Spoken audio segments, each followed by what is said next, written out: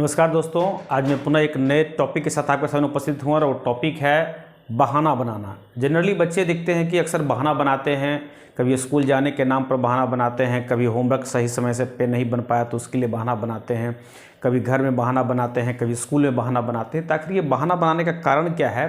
तो इस पर यदि रिसर्च करने के बाद हमने पाया है कि इसकी महत्वपूर्ण दो कारण होते हैं। बच्चे को डर के वजह से या जिम्मेवारी सही ढंग से निर्वहन नहीं कर पाने के कारण जो है सो बच्चे बहाना बनाते हैं। तो यहाँ पर ये जो बच्चे के अंदर जो बहाना बनाने का जो डर है, वो ये जो अंदर जो हवक उत्पन्न हो गया उसको हम लोग कैसे दूर करेंगे, इस पर हमने चिंतन मंथन फलस्वरूप कुछ बातों पर चर्चा करने वाले हैं।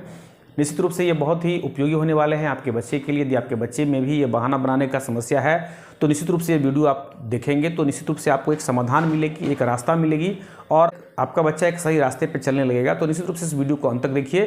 तो देखिए, मैंने यहाँ पे लिखा है कि कारण क्या है। तो कारण है डर और जिम्मेवारी। क्योंकि बचपन में उसे एक डर का माहौल मिलता है तो निश्चित रूप से वो बहाना बनाएगा। उसको यदि कोई जिम्मेवारी दे देती है और उसे लगता है कि यदि हम इस काम को सही ढंग से नहीं कर पाएंगे तो हमें डांट पड़ेगी, मार पड़ेगी, तो इस वजह से जो है सो वो बहाना बनाना शुरू करता है। और ये बहुत बैड हैबिट है।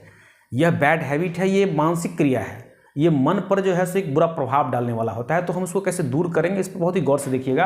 तो देखिए, मैंने यहाँ पर फर्स्ट में लिखा है कि हाउ टू कंट्रोल। तो पहला है डर के वातावरण को दूर करना है, चाहे वो घर में डर का वातावरण हो या स्कूल में डर का वातावरण हो। स्कूल में भी स्कूल के टीचर से, प्रिंसिपल से मिलेंगे और बात करेंगे कि यदि बच्चा बहाना बनाता है किसी, तो हो सकता है कि स्कूल में वैसा माहौल हो, ऐसा डर का वातावरण हो, तो न स्कूल में डर का वातावरण हो, ना घर में डर का वातावरण हो। यदि डर का वातावरण होगा तो बच्चा निश्चित रूप से बहाना बनाएगा।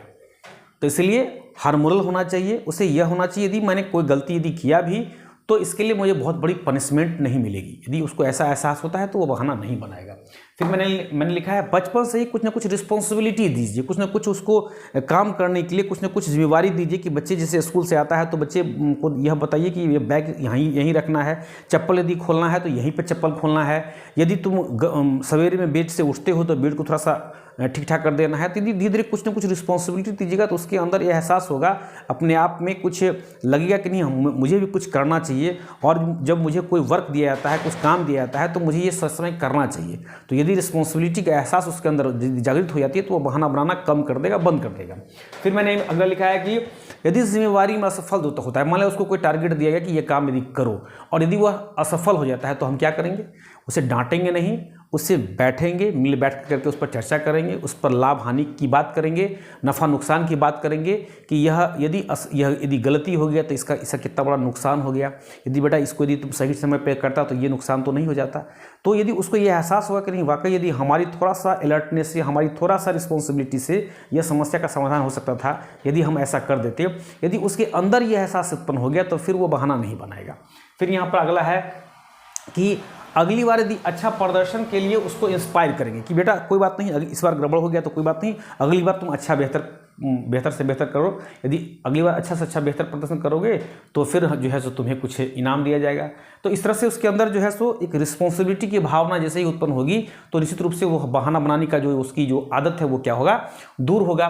फिर मैंने यहाँ पर लिखा है कि विकल्पों के बारे में बताया। यदि मान लीजिए कि वह असफल हो गया तो हम लोग चर्चा किए, लाभ हानि के बारे में हमने बात किए और फिर हम उसको बताया कि बेटा देखो यदि ऐसा नहीं हुआ तो ऐसा करके भी हम उस काम को कर सकते थे, लेकिन बेटा बहाना तुमने बना दिया तो गलती किया। तो बहाना एक बहुत ही बैड हैबिट है बेटा, ऐसा नहीं करना चाहिए। तुम यदि ये नहीं हो तो ये काम कर करके तुम आगे बढ़ सकते हो, यदि ये काम नहीं हो तो ये काम, यदि विकल्प कोई के बारे में उसके बताए, उसे डिस्कस करें। तो निश्चित रूप से यदि उसको ऐसा लगेगा कि नहीं चलो कोई बात नहीं, हमें ऐसा नहीं हो पा रहा है तो ये काम कर देते हैं, तो भी गार्जियन खुश हो जाएंगे, स्कूल में लोग खुश हो जाएंगे, स्कूल में टीचर खुश हो जाएंगे। यदि उसको ये एहसास हो जाता है तो फिर वो बहाना नहीं बनाएगा। फिर मैंने यहाँ पे लिखा है कि यदि आप उससे बात कर रहे हैं तो उसने ऐसा नहीं लगना चाहिए कि वो हमें डांट रहे हैं, हम पर एक बिल्कुल डिक्टेटरशिप जैसा व्यवहार कर रहे हैं। उसको लगना चाहिए दोस्ताना माहौल। यहाँ पर मैंने अंत में लिखा है कि आपका व्यवहार क्या होना चाहिए? दोस्ताना। तो यदि आपका व्यवहार दोस्ताना होगा, फ्रेंडली होगा तो फ्रेंड से लोग बिल्कुल दिल खोल कर पूछता है कि बेटा यदि ऐसा हो गया तो किस कारण से हो गया। यदि ये खुल करके यदि बच्चा खुल करके आपको बता पा रहा है कि पिताजी इस कारण से गलती हो गया, सर इस कारण से गलती हो गया, अगला बार से ये गलती नहीं होगा, तो यदि वो खुल करके अपनी बात को रखता है तो निश्चित रूप से ऐसे ही उसके अंदर जो है सो आत्मविश्वास की जागृति होगी। निश्चित रूप से वह जो है सो बहाना नहीं बनाएगा और एक बेहतर इंसान बन करके दिखाएगा और अपने लाइफ में वो बेहतर करेगा, क्लास में बेहतर करेगा। शब्दों के साथ मैं इस वीडियो को समाप्त करता हूँ। यदि वीडियो अच्छा लगे तो निश्चित रूप से लाइक कीजिए, शेयर कीजिए, सब्सक्राइब कीजिए। धन्यवाद।